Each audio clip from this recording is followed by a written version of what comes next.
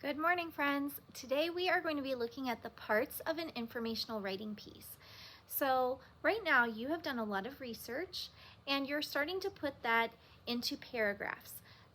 This is my first paragraph. I have my topic, appearance, and then I started writing my paragraph. The first thing that we want to write is our hook. We want to make sure that we hook our readers and let them know what we're going to be writing about, but not give them too many details or facts yet. So my first sentence said, "Bats are very cute animals."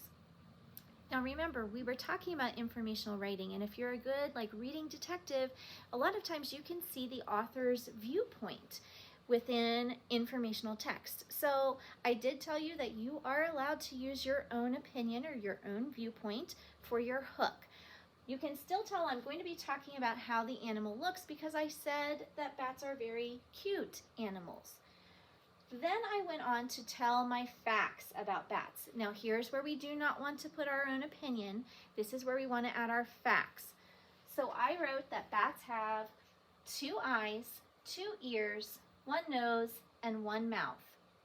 They have small bodies with large wings. Bats also have arm bones and finger bones just like people. Their finger bones are really long though. Their bodies are covered with fur. And then the last sentence that I want to include is my closing sentence or my concluding sentence.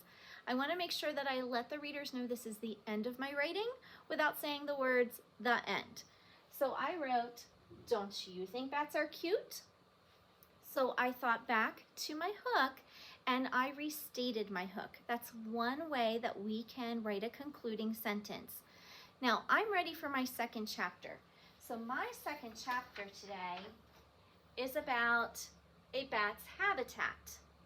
I'm going to start it out the same way that I did my first chapter. I'm starting out with my hook first, and then I'm going to be writing my 3 facts.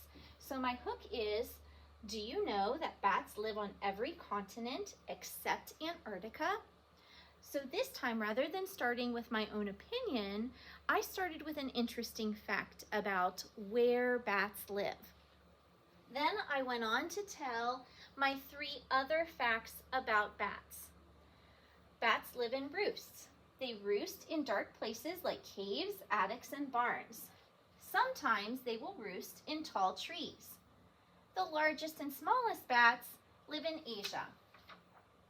And now I'm ready for my concluding sentence.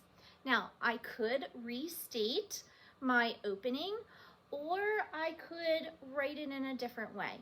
So, since I started with, do you know that bats live on every continent except Antarctica?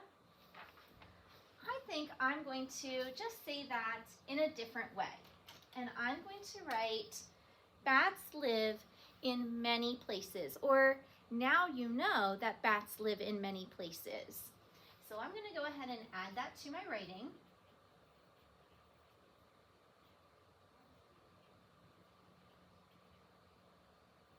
Actually, I'm going to change it. Now you know where bats live. Okay, and now I have the 3 parts that I need for my informational paragraph. I have my hook, I have my 3 facts or details, and I have my concluding sentence. Make sure that you have all 3 of those parts before you start the next chapter. All right, I'll see you next time.